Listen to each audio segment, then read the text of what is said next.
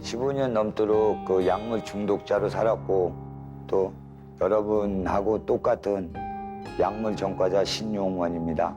저랑 같이 약물하던 사람들이 아직도 교도소를 들락거리고 있으면서 참 아이러니하게도 약을 가르쳐준 사람은 강사로 와서 서 있고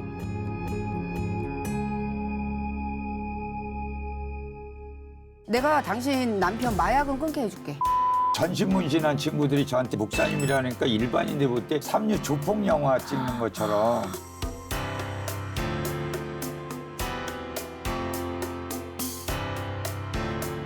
네가 진짜 일을 잘 못하잖아. 내가 너를 통해서 이걸 나타내고 싶다라는 거. 염려되는 것은 없었냐, 힘든 일은 없었냐 이런 질문만 드린 것이 죄송하고.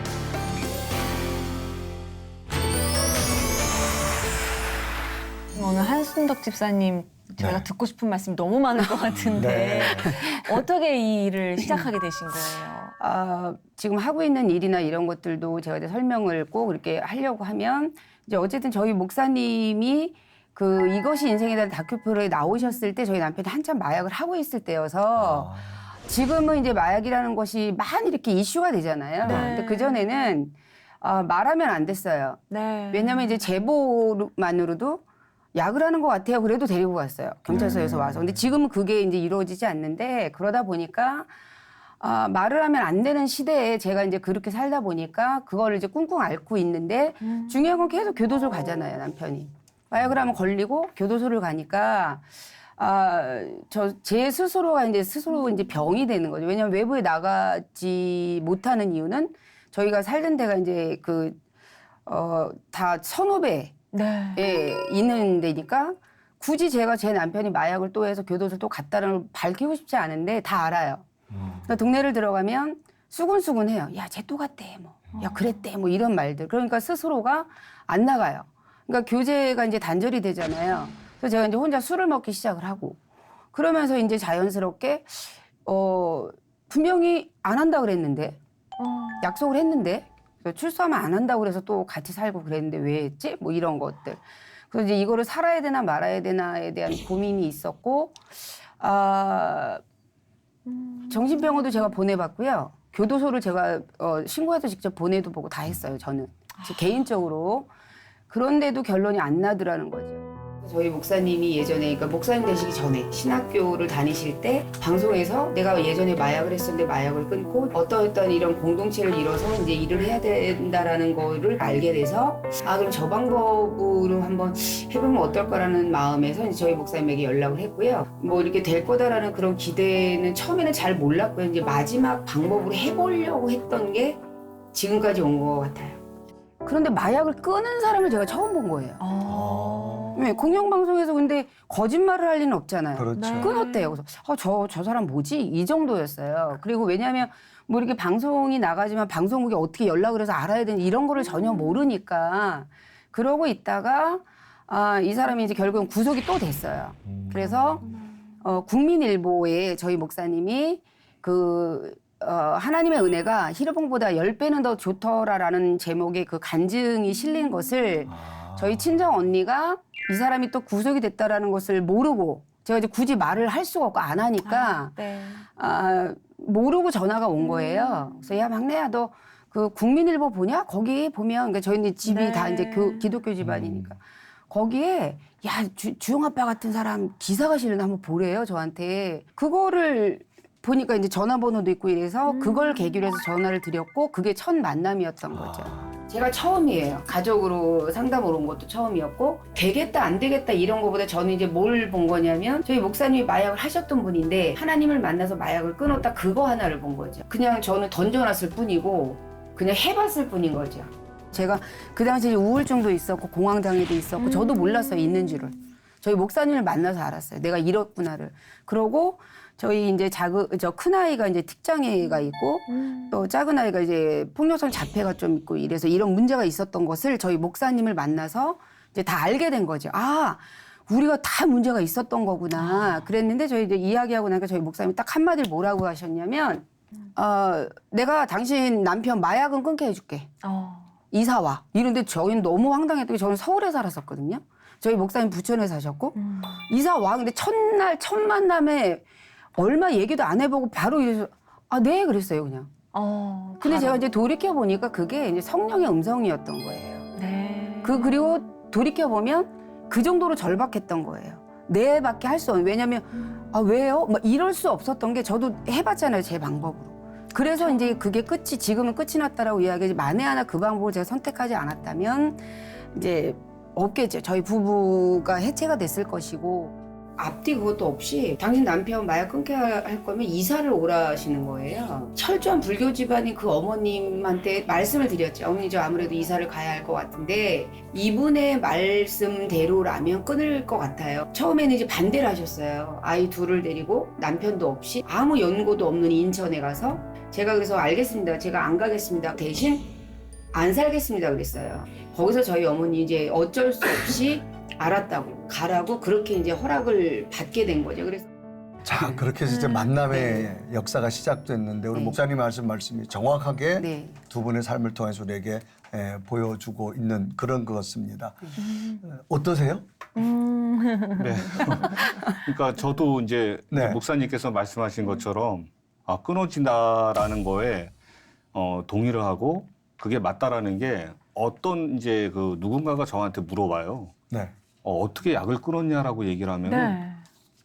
그 말에 내가 어떻게 끊었지? 그럼. 라는 생각이 먼저 들어요. 그리고 예전에 제가 이 약을 막 갖고 돌아다닐 때 친구들끼리 이제 이 약을 하는 친구들끼리 모여가지고 이야기할 때가 있었어요. 이제 네. 술자석에서 야, 니들 이거 약을 끊을 수 있냐? 라고 이제 친구들한테 이야기를 했더니 걔네들의 그 표정은 너 왜 이걸 왜 못 끊어? 나는 이거 대신 술을 마시면 돼요. 근데 저는 술을 못 해요, 원래가.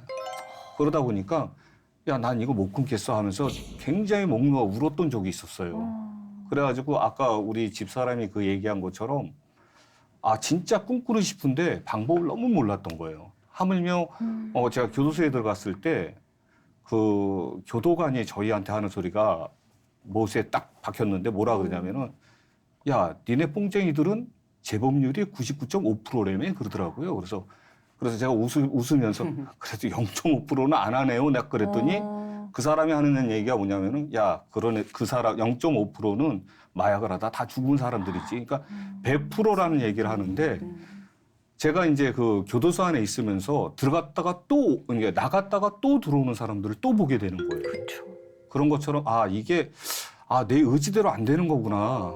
그런데 사람들이 이제 집사람한테도 이제 집사람이 아까 이제 약을 계속 했을 때에도 저한테 이제 약을 왜 못 끊느냐라고 얘기했을 때 저는 이제 뭐라고 얘기했었냐면요.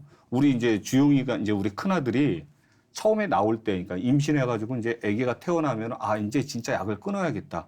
걔 얼굴 보기가 내가 약을 하고서 걔를 어떻게 볼까라는 생각을 했어요. 그런데 또 타협이 되는 거야. 애가 나왔는데 제가 걸을 때까지만 해야겠다.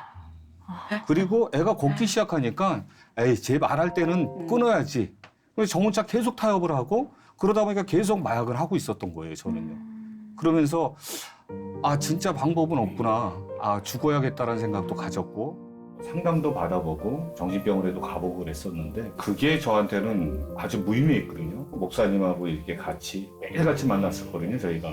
그때서 이제 마음이 조금씩 바뀌는 것 같았어요. 여기라면은 내가 약을 끊을 수 있겠구나.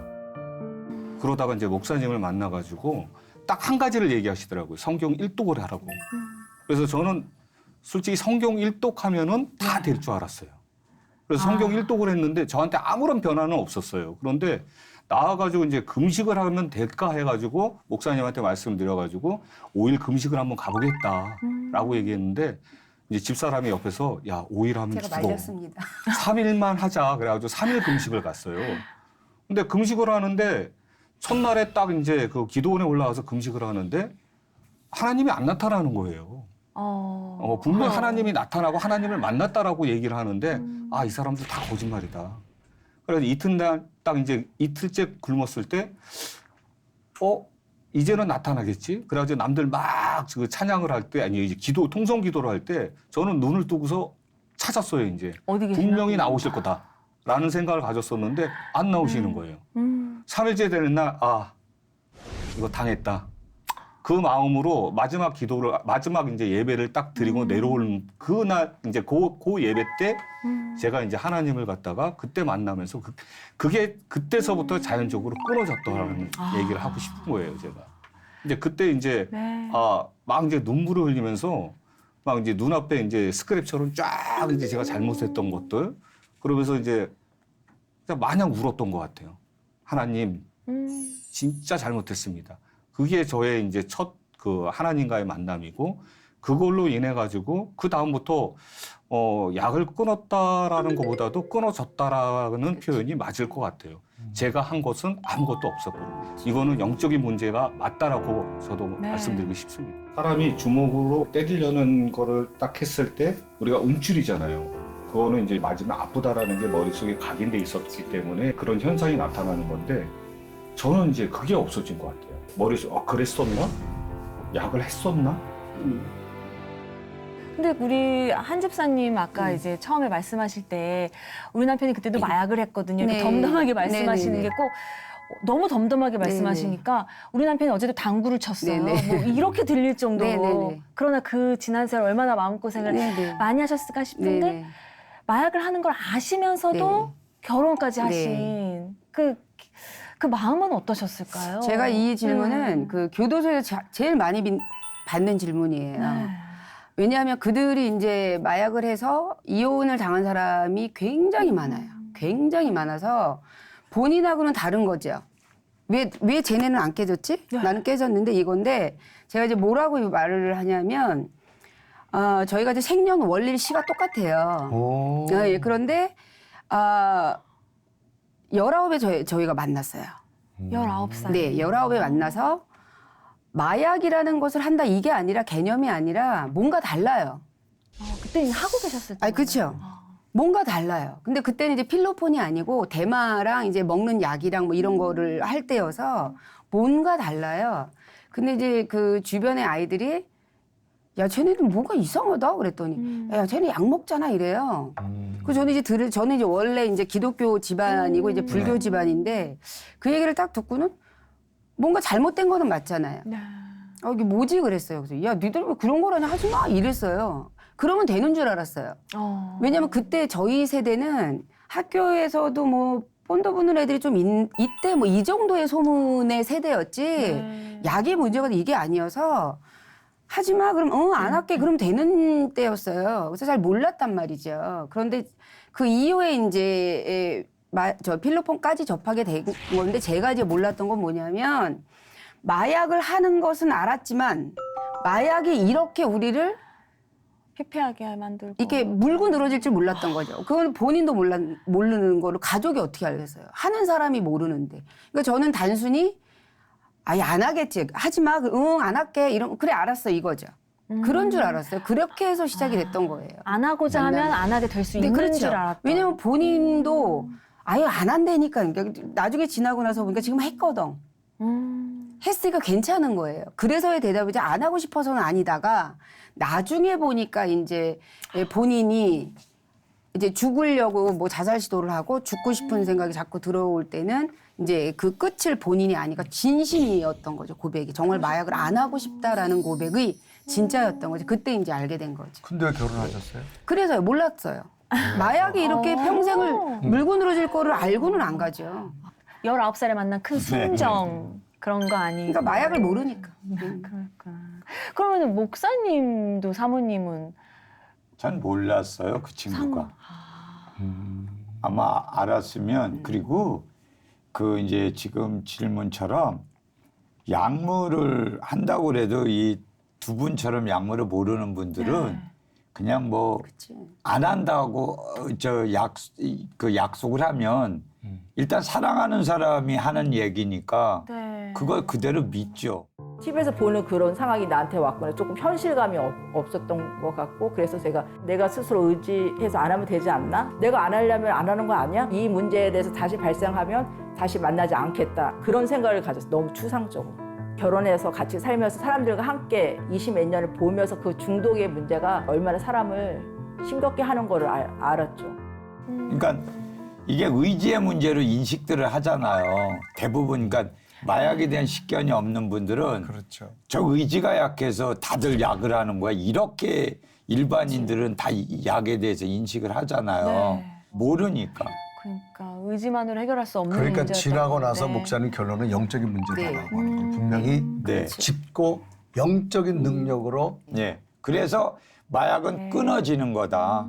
끊는다는 건 본인의 의지잖아요. 예, 의지죠. 네. 그래서 마약은 끊는 게 아니야, 끊어지는 거야라고 표현을 하죠. 하나님의 영이 들어와서 네, 맞습니다. 그러니까 저희조차도 지금까지 술이나 담배처럼 그냥 끊는 거고 의지가 있으면 할 수 있는 거라고 생각했던 사람들이잖아요. 불과 이 녹화 전까지만 해도. 그러니까 정말 여기 계신 분들의 정말 살아있는 그 노력들이 너무 소중한 일인 것 같은데 그래서 지금 목사님과 집사님이 중독자들의 치유를 위해서 자활 사업장을 하고 계시잖아요. 그 현장이 궁금하거든요. 우리 최성실 PD가 또 발빠르게 다녀왔다고 합니다. 어디부터 가볼런지 화면으로 만나보시죠.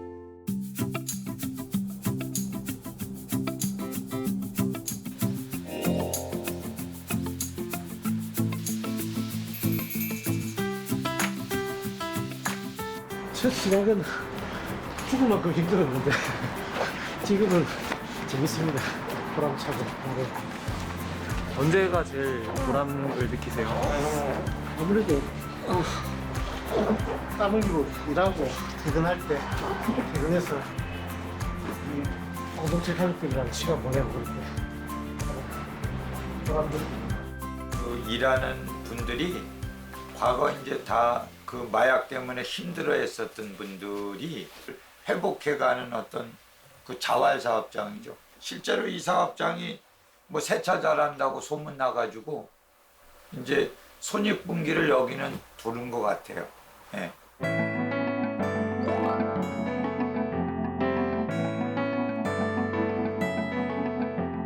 13년 전에 그때 이제 교도소에서 목사님을 뵙게 됐어요.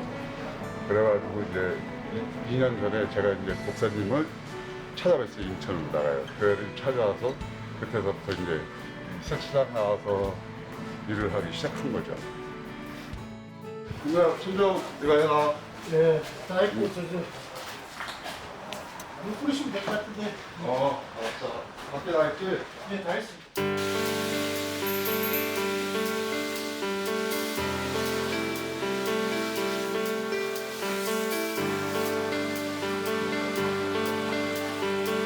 근데 실수 많이 했는데 형님하고 야간도 많이 듣고 했는데 형님은 아니 세차장에 있습니다.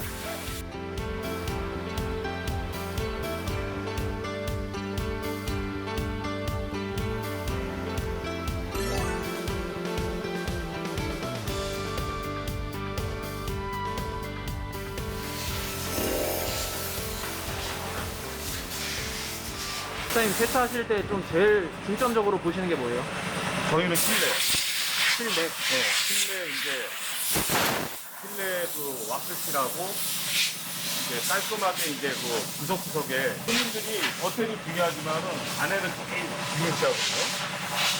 그래가지고 이 실내 세차를 다른 때보다는 좀 꼼꼼하게.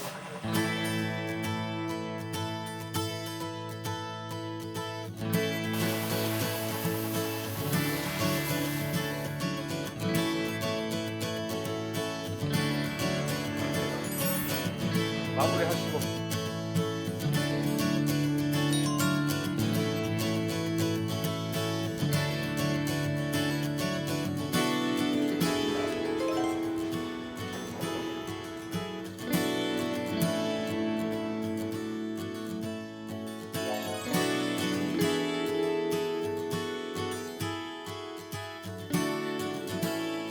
세 번째 가봐. 세 번째 거 가면은 이거 네이버 검색창 이렇게 만들어갖고 많은 사람들이 검색해갖고 찾아올 수 있게끔. 위치 검색해서 찾아올 수 있게 검색창에 그렇게 진행하면 될 것 같아. 그러면 세컷해서 20초 만들고 일단 보내드릴게요. 그래, 그렇게 하자. 네. 전체적으로 분양 광고를 좀 많이 하고 있고요. 또 중대형 또 대형 병원, 자영업 하시는 분들 또 이런 또 광고들을 또 주로 하고 있습니다.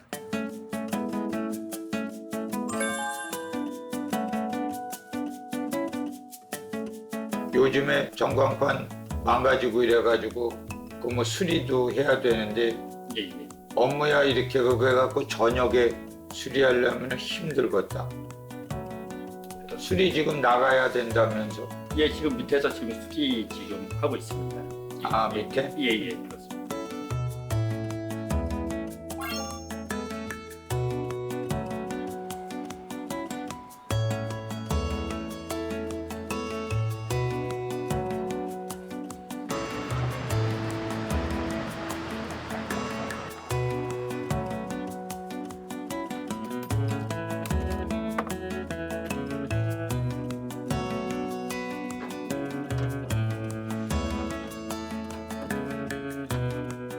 지금 반이 안 나와가지고요. 지금 수리하려고.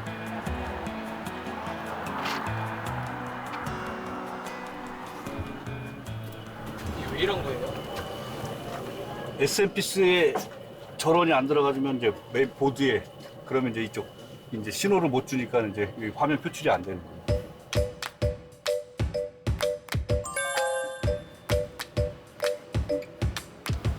나와? 예, 나와요. 나와.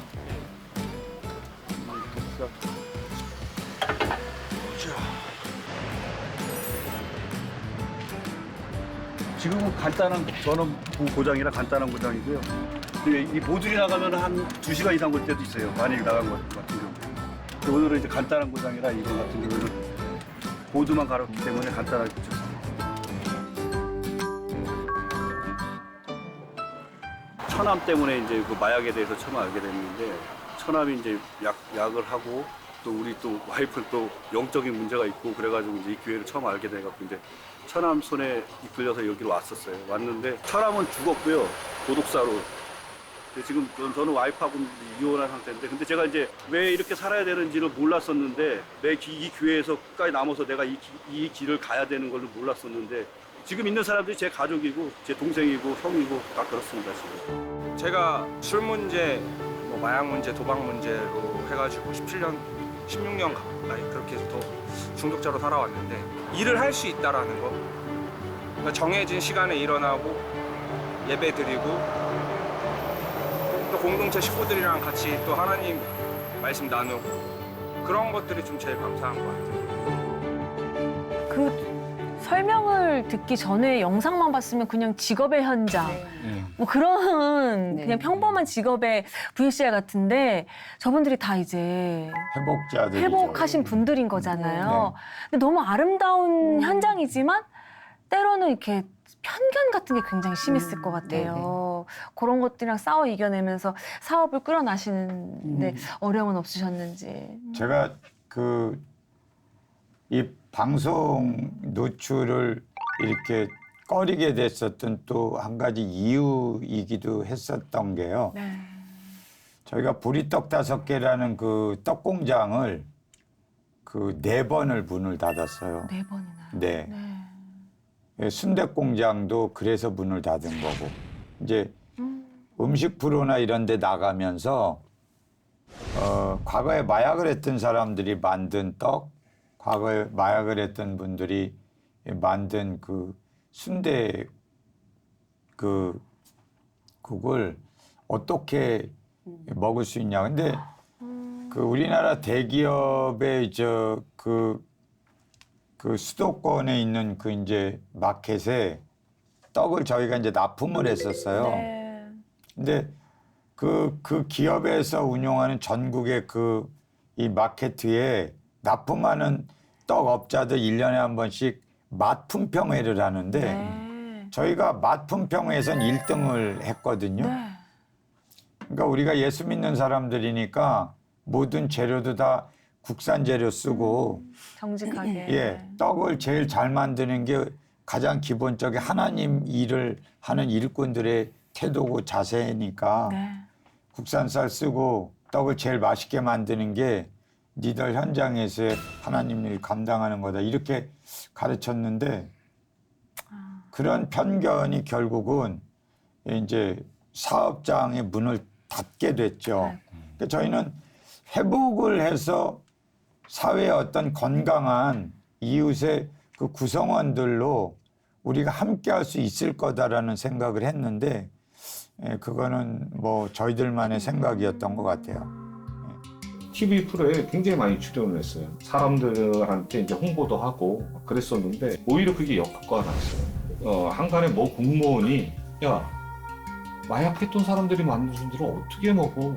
손님들한테도 알려지다 보니까 그나마 있었던 손님들이 떠나가기 시작하고 하루에 순댓국 한 그릇 팔기도 굉장히 힘들었어요.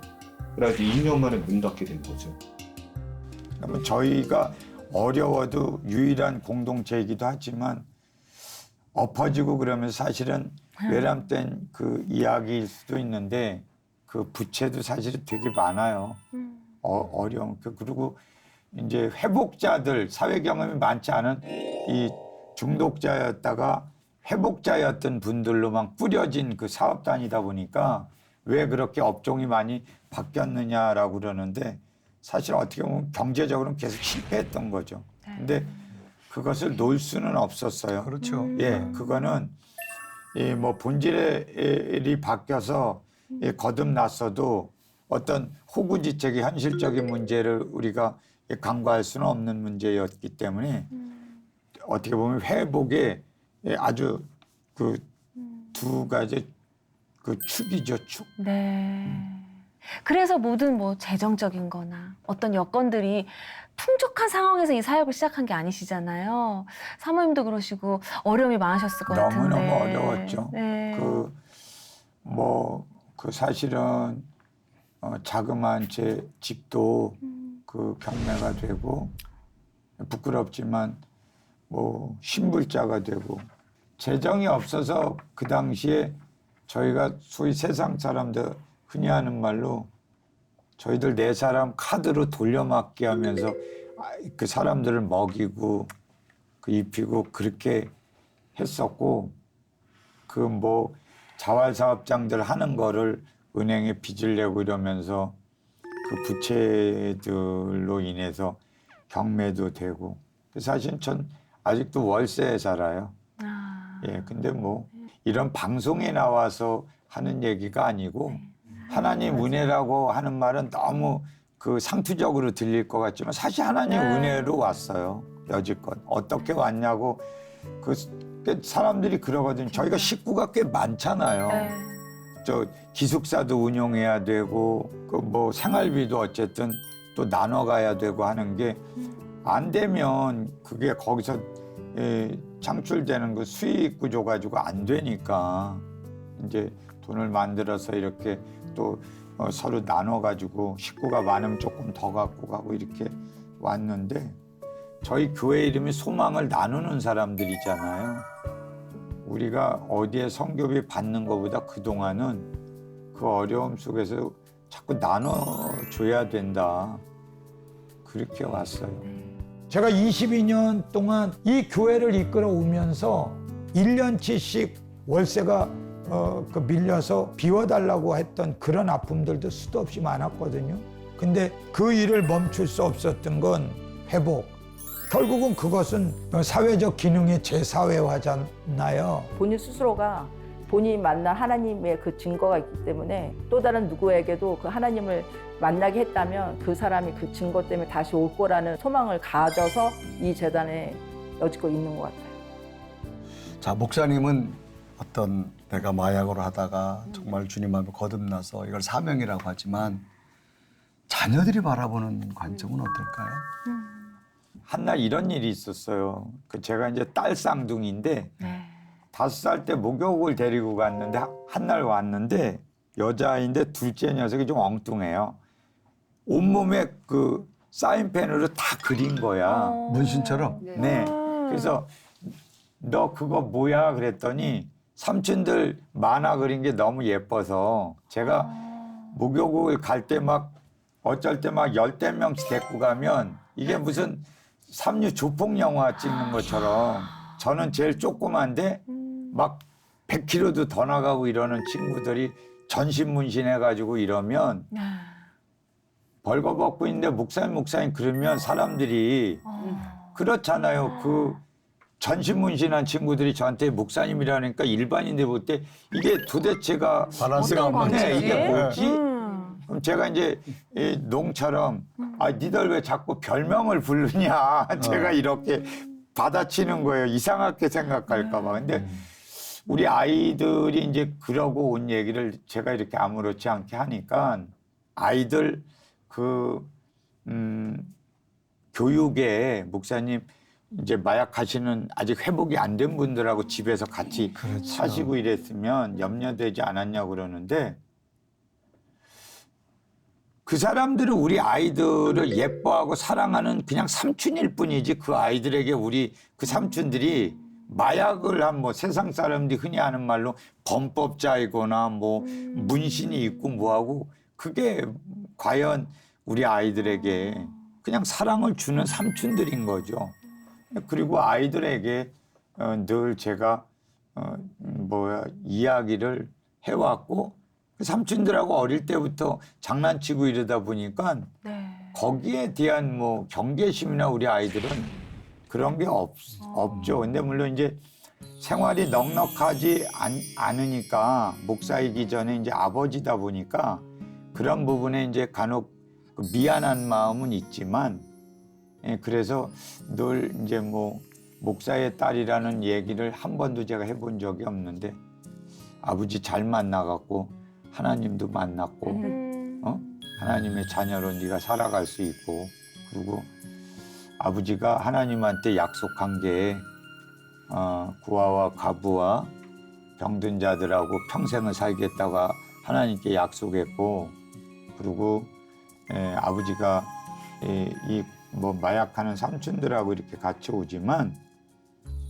이 시대에 얼마나 모이던 성도들 마음에 그 초대교회 성도들이 가졌던 그런 정신이 훼손되지 않는 그런 그 성도들 그런 공동체를 아버지는 만들 거야. 그래서 너희들에게도 대신에 내가 공부 1등 하라는 말 하지 않잖냐. 불의를 보고 침묵하지 말고 정직하고 항상 약한 친구 편에 서라라고 얘기했더니 저희 아이들이 그 또래 상담사하고 다 그래요. 그러니까 함께 살아가는 방법을 그 삶의 그 자기네가 살아오는 과정 속에서 더불어서 함께 살아가는 그 삶을 그 아이들이 배워서 저희 아이들은 저처럼 사람에 대한 편견이 없어요. 예. 목사님은 그러시지만 우리 한 집사님께서는 또 외람된 질문이지만 그래도 아무리 집안이 기독교셨고 그랬지만 엄마 입장에서 자녀들이 아직 완벽히 치료되지 않은 분들이랑 있는 게 좀 영향을 받지는 않을까 그런 염려는 없으셨는지. 저는 그렇게 앞뒤를 잴 만한 상황이 일단 아니었고요. 온다 하니까 주변에서들의 염려였어요. 야, 너 남편 하나도 그렇게 마약 때문에 힘든데 그 모습이 있는 사람들 속에서 아이들을 어떻게 키울 거냐는 질문이 왜냐하면 큰아이가 9살 때였고 작은아이가 3살 때였어요. 그러니까 그게 22년 전에. 근데 제가 그 아이들이 염려가 됐었죠. 당연한 건데 지나온 과정을 돌아보니까 우리 아이들이 툭툭 이렇게 내뱉는 말 속에 이제 어떤 이야기를 하냐면 목사님 지금 말씀하신 것처럼 이거예요. 출소자도 나쁜 사람들이 아니에요. 교도소를 갔다 왔고 전과자라고 하는데 별다르지 않아요. 그러니까 또 오히려 그런 사람들을 이제 다른 사람들이 다른 시선으로 보는 얘네들은 그게 아예 없어요. 같이 살았어서. 예. 그리고 마약을 하면 어떻게 할 거냐에 대한 염려가 없었냐고 하는데 염려 당연히 있었어요. 그래서 사춘기 때 왜냐면 사내 아이들 둘이니까 저희는 이제 목사님하고 또 다른 남자아이들이니까 이제 그 예의주시하고 봤다면 그 아이들이 이제 뭐가 다르냐면 방송으로 접하잖아요. 목사님하고 계속 말씀하신 것처럼 이 자극적이다. 방송이. 그래서 오히려 모르는 아이도 알게 된 게 너무 많고요. 호기심이 없다가 생기는 경우도 굉장히 많아요. 아까 말씀하신 것처럼 뭔지 궁금해요, 이게. 그런데 우리 아이들은 폐해를 다 보잖아요. 마약을 해서 어떻게 망가졌고 이 삼촌이 어떻게 됐고 이거를 그냥 보잖아요. 그러니까 별로 그다르게 호기심이 없어요. 다 아니까. 그래서 그냥 정답을 다 봐버렸네. 이미 뭐 이게 나빠. 이거 하면 안 돼가 아니라 그 삼촌 이래고 저러고 또 교도소를 갔다가 나와서 이렇게 되고 또 넘어져서 이래 이걸 그냥 삶으로 다 봤기 때문에 그닥 관심이 별로 없고요. 오히려 이제 그 전과자들에 대한 이런 거, 그 마약꾼이 아닌 전과자들에 대한 그 마음이 벽이 아예 없죠. 예. 오히려 그 점은 제가 살아보니까 그래서 제가 그 작가님하고 이제 저번에 이제 통화를 할 때 제가 그 말씀을 드렸어요. 이거 뭐 가외적인 얘기가 될 수 있겠지만 우리나라가 자꾸 마약이 문제다라고 해요. 이거를 빨리 뭘 해야 된다고 얘기를 해요. 그래서 제가 작가님한테도 그래서 작가님 문제예요.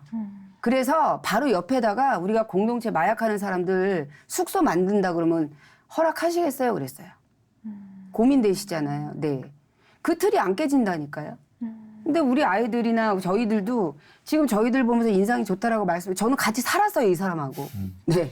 염려되시는 이 사람하고 저는 살았단 말이죠. 아무렇지도 않은데 그런 시선들 때문에 그래서 저도 제가 살았던 사람이고 내 아이들이지만 염려가 분명히 됐다는 부분이 있었다는 거죠. 그렇지만 살아보고 나니까의 결과가 있는 걸 보면 그런 염려 그닥 하지 않으셔도 너무 그렇게 염려 안 하셔도 될 듯합니다. 예. 돌고 돌아서 정말 이겨내고 극복하고 희망을 보고 결국 하나님께서 오늘 이 자리에 데려다 놓으신 이유가 뭐라고 생각하세요, 두 분은? 저는 개인적으로 욥기서를 어느 날 보는데 욥이 부러운 거예요. 야, 욥은 참 좋겠다. 하나님이 얼마나 신뢰를 하셨길래 야, 사단한테 야, 니들 맘대로 해봐. 그렇게 내놓으실 정도로 얘가 나를 배신하지 않고 나를 따라갈 거다라는 것에 대한 이게 너무 명확했기 때문에 내주셨을 거잖아요. 저도 하나님이 가라 하셔서 간다라고는 늘 얘기하지만 명확한 게 뭐냐면 힘든 것도 맞고요. 힘들 것도 맞아요. 힘들 거예요. 앞으로도. 그렇지만 하나님이 이 자리를 왜 세워놓으실까를 제가 물었을 때 제가 들었던 생각은 제가 신앙을 떠나 있을 때 이 사람을 포기하지 않았던 걸 보셨던 것 같아요. 그거라면 믿음 안에 들어와서도 얘가 나를 버리지 않겠구나라는 것에 대한 자신이 있으셨을 것 같아서 전 나름대로 그게 이제 확인이 된 것 같아요. 그래서 저희가 이제 우스갯소리로 저희 목사님하고 예전에 이제 저한테 딱 물어보셨어요. 한 집사, 당신은 또 태어나도 이 길 갈래? 이러시는 거예요. 그래서 네, 그랬어요. 저는 숨도 안 쉬고요. 그거는 저는 그냥 뭐 어디고 이것도 없어요. 네예요. 저는. 왜냐하면 어떻게 알아요? 하나님이 가라 하시는 길을 몰라요. 저도 어떻게 될지도 모르고 왔지만 이런 결과가 나와서 이게 드러난다면 그래서 제가 상담을 할 때 항상 그 이야기를 해요. 저도 몰랐어요. 내 남편이 마약 끊을 것도 몰랐고요. 우리 아이들이 자폐였던 게 회복이 되고 우리 아이가 공황장애도 있었고 특이장애도 있던 아이가 이제 목사가 되겠다고 내년에 이제 신대원 졸업을 하고 나면 이 아이가 이제 길을 가게 지금 사역하고 있으니까 그렇게 결과가 나왔으니까 이거를 어떻게 알 거냐고. 십수년 전에 이미 이렇게 되고 싶어요라고 얘기한 게 십수년 이후에 보니까 나와 있는 결과를 나도 살아보니 알겠더라는 거죠. 그래서 제가 포기하지 말도록 권면을 하지요. 포기하지 마십시오. 하나님이 신용원 목사님을 통해서 그분도 혼자 회복이 돼서가 입을 다무셨다면 우리가 없는 것처럼 우리도 그 이야기를 듣고 회복이 돼서 우리도 입을 다문다면 우리만 회복하면 끝이겠죠. 그런데 그렇게 하려고 하나님이 우리를 세우셨다는 생각은 저는 하지 않고요. 그러니까 저희를 보는 것만으로도 그래서 와서 보시라는 거죠. 그들을. 회복된 사람이 목사님만 계시고 이 사람만 있는 게 아니라 저희 교회에 있는 곳곳에 있는 가정들, 아내들, 남편들이 회복됐으니까 와서 보시라는 거죠. 제 기도 제목이 그겁니다. 뭐냐면은요.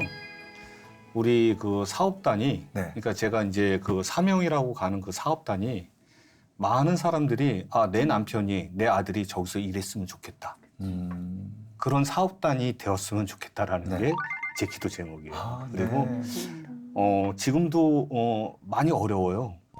그리고 아까 이제 목사님이 말씀하신 것처럼 계속 저희들이 사업단이 이걸 했다 저걸 했다 했던 이유도 어렵기 때문에 그랬던 건데 아까도 이제 우스갯소리로 오면서 그 소리를 했습니다. 제가 맨 처음에 떡집에서 그 다음에 순대집 주방장에서 그 다음에 다시 떡공장 기술자로 그 다음에 신발 파는 거 그 다음에 우리 광고 다시 이제 세차장으로 그래서 우스갯소리로 제가 또 어디로 갈지는 모르겠어요. 뭐 하나님이 또 다른 데로 가라 하면은 그게 제 사명이다 보니까 가겠습니다라고 얘기를 했는데 저는 그렇습니다. 지금 뭐 제가 이걸 잘해서 하나님이 하시는 게 아니고 네가 진짜 일을 잘 못하잖아. 근데 내가 너를 통해서 이걸 나타내고 싶다라는 거. 그러면은 다른 사람들이 다 이게 하나님이 했구나라는 걸 갖다 보여주고 싶기 때문에 저는 이 길을 꼭 가고 싶습니다. 네, 두 분을 변화시킨 하나님은 아마 집사님 기도 제목 그대로 또 변화시키셔서 아마 정말 새롭게 꿈을 꾸는 일들이 아마 지금보다 더 많이 아마 하나님 만들어 주실 거라 저는 그렇게 믿습니다. 목사님 이 사명 감당하시면서 참 힘드셨을 텐데 앞으로 기도 제목 어떤 게 있으실까요? 20년 넘게 이렇게 오면서 우리 하나님을 방금 전에 우리 한 집사님 얘기한 것처럼 하나님 많이 하실 수 있다라는 거를 줄기차게 세상 속에 외쳐왔는데 제 혼자 외치는 소리로는 세상을 대고 너무 소리가 작으니까 한국에 역량 있는 어떤 커다란 교회들이나 이런 곳에서 이 역량 있으신 분들께서 그야말로 하나님이 우리 모두에게 보편적으로다가 명령한 이 빛과 소금의 그 역할을 감당한다라는 그런 어떤 책임의식들을 가지고 교회들이 관심 갖고 일에 나서서 뭐 이런 방송을 통해서 한 번도 이렇게 그렇게 해본 적이 없지만 힘에 부칠 때가 너무 많아요, 환경적으로. 그래서 작은 제가 한번 그런 하나님한테 울먹이면서 그런 적이 있었어요. 하나님, 물론 내가 아직 준비가 안 돼서 허락하지 않는 건 알겠으나 옥상에 올라가서 아파트들을 바라보면서 저 아파트 한 채 값만이라도 물질을 저한테 좀 주세요. 그러면 하나님이 이렇게 아우성치고 있는 사람들에게 정말 많은 사람들을 담아낼 수 있는 자그마한 그런 집을 하나 만들고 싶어요.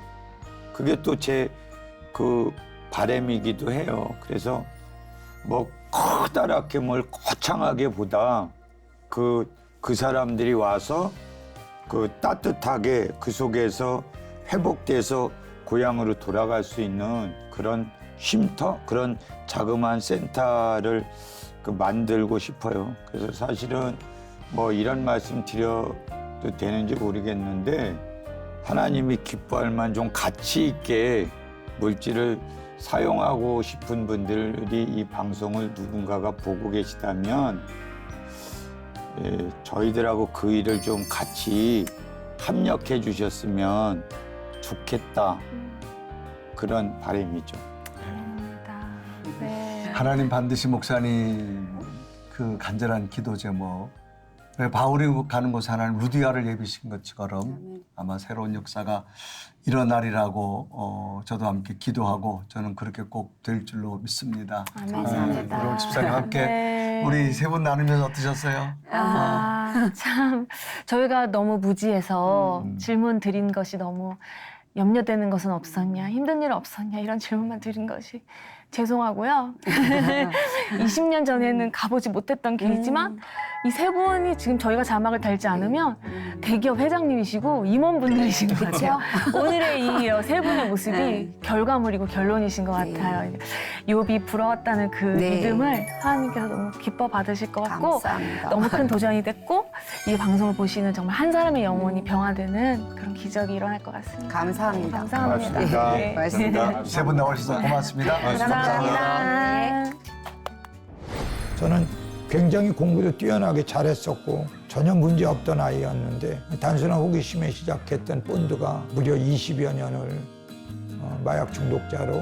약물을 해본 사람들은 진짜 행복함을 못 느껴요. 그리고 기쁨을 못 느껴요. 이게 정말 무서운 거구나. 보세요. 저희가 있다는 거. 근데 저희가 이 일을 하는 이유예요. 이 방송을 통해서 보셨다면 봤을 거예요. 아, 끊을 수 있네. 회복이 됐대네. 그거예요. 숨을 쉬고 그냥 한 걸음 한 걸음 옮기는 것조차도 허락하셔서 가능하다는 것이라고 생각하기 때문에 지금은 그런 거겠죠. 뭐 은혜 없었으면 지금 이 카메라 앞에 설 수도 없었을 테니까.